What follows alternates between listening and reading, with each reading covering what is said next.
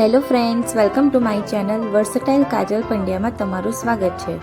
બ્રિટાનિયાની sandwich છે. દર વખત અમે સેન્ડવિચ માટે આ જ કંપનીની બ્રેડ લાવીએ છીએ. એકદમ સોફ્ટ અને બહુ જ સરસ આવે છે, એકદમ ફ્રેશ. આ વ્લોગમાં હું તમને બતાવીશ કે ફટોફટ સેન્ડવિચ કેવી રીતે બને. જેની પાસે ટાઈમ ઓછો હોય, જોબ કરતા હોય અને સેન્ડવિચ ટેસ્ટી ખાવાની ઈચ્છા થઈ હોય, બસ વિચાર કર્યો અને સેન્ડવિચ આજે ખાવી છે અને ફટોફટ બનાવીને ખાઈ લીધી. તો આ રીત આ વ્લોગમાં હું તમને બતાવીશ. સેન્ડવિચ માટે પહેલાં તો મેં બટાકા બાફ્યા છે કુકરમાં, કેપ્સિકમ, ડુંગળી કાપી છે, ટોમેટાનો સોસ અને લસણની લાલ ચટણી મેં લીધી છે.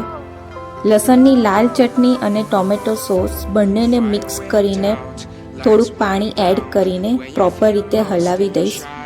આ બેઝ આપણે સેન્ડવિચમાં યુઝ કરીશું.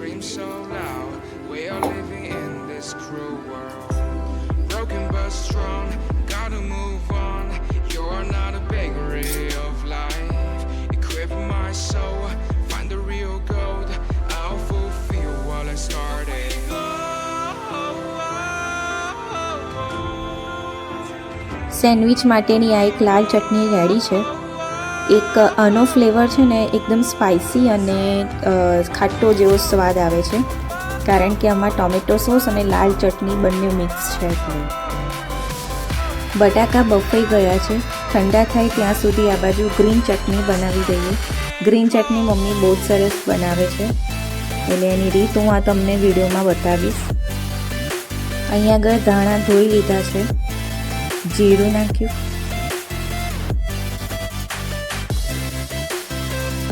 મીઠું,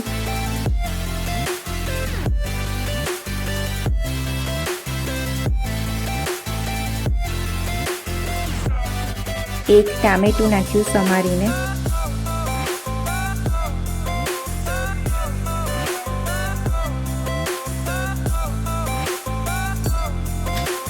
સિંગદાણા, લીલા મરચા,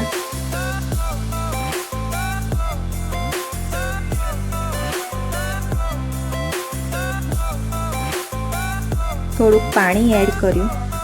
હવે જે ધાણા જે ધોયા હતા એ મિક્સરમાં નાખીશું.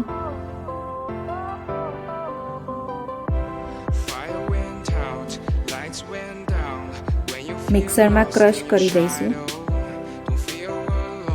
બીજા જે રહ્યા એ અંદર એડ કરી દઈશું ધાણા, એટલે આખા ધાણાની ચટણી થઈ જાય.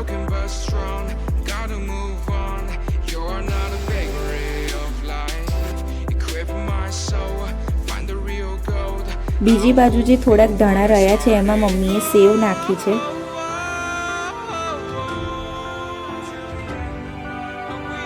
જેટલા બચેલા ધાણા છે બધા જ નાખી દઈશું અંદર.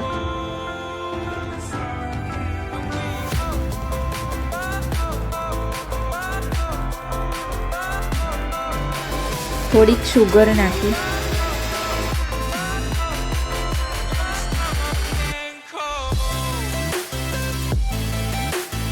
આ લીંબુ નીચવી દીધું છેલ્લે. આટલી બધી વસ્તુ ધાણાની ચટણીમાં આવે છે અને એનો ટેસ્ટ બહુ જ સરસ લાગે છે. લીંબુ એટલે નીચવાનું કે ગ્રીન કલર એમનો એમ રહે ચટણીનો.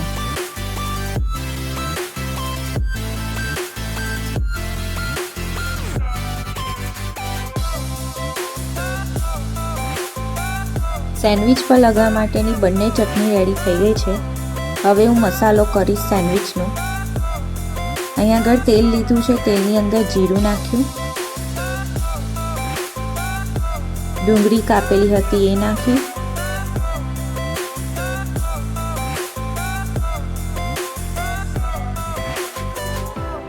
કેપ્સિકમ, મીઠું, સરખી રીતે હલાવીને 5-10 મિનિટ માટે એને ગેસ ઉપર રાખીશ. આ બાજુ બટાકા છોલી દીધા છે, ચટણી પણ રેડી છે. બસ આ કેપ્સિકમ અને ડુંગળી ચડી જાય એટલે માવો તૈયાર. એની અંદર મેં નાખ્યો છે પાઉંભાજીનો મસાલો.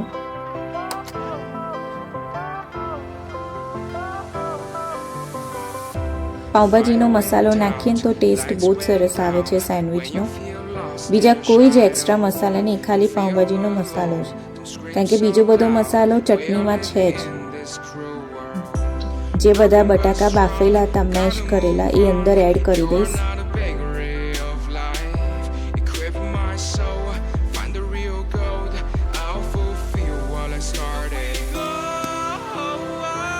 મીઠું સ્વાદ પ્રમાણે બરોબર રીતે હલાવી દઈશ. આ સેન્ડવિચનો માવો તૈયાર છે.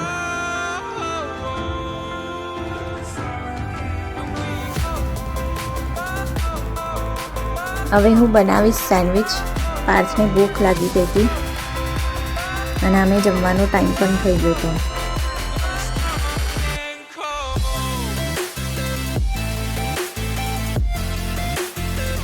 બે બ્રેડ લીધી. બ્રેડની ઉપર બટાકાનો માવો એક બાજુ લગાવી દઈશ.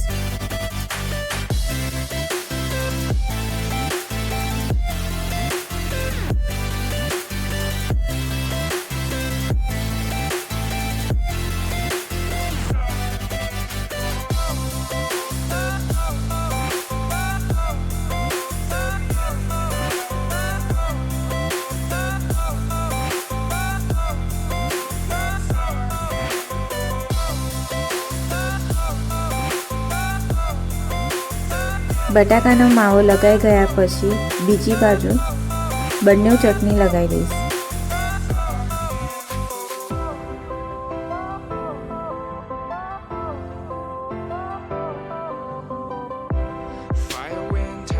આ એક નોનસ્ટિક પેન છે, એની અંદર થોડુંક ઓઇલ લીધું, બ્રેડ મૂકી દીધી અને એની ઉપર બહાર રહે એની એટલે મેં આ રીતે એક ડીશ અને ઉપર નાની ખૈણી આવે એ મૂકીશ.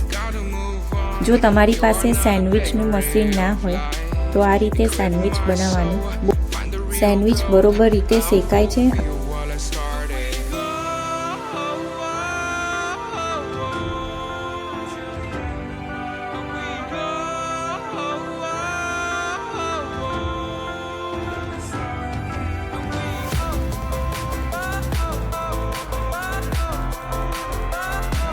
આવી રીતે સેન્ડવિચને બંને સાઈડથી શેકી દેવાનું, એટલે ક્રન્ચી ટેસ્ટ રહે છે.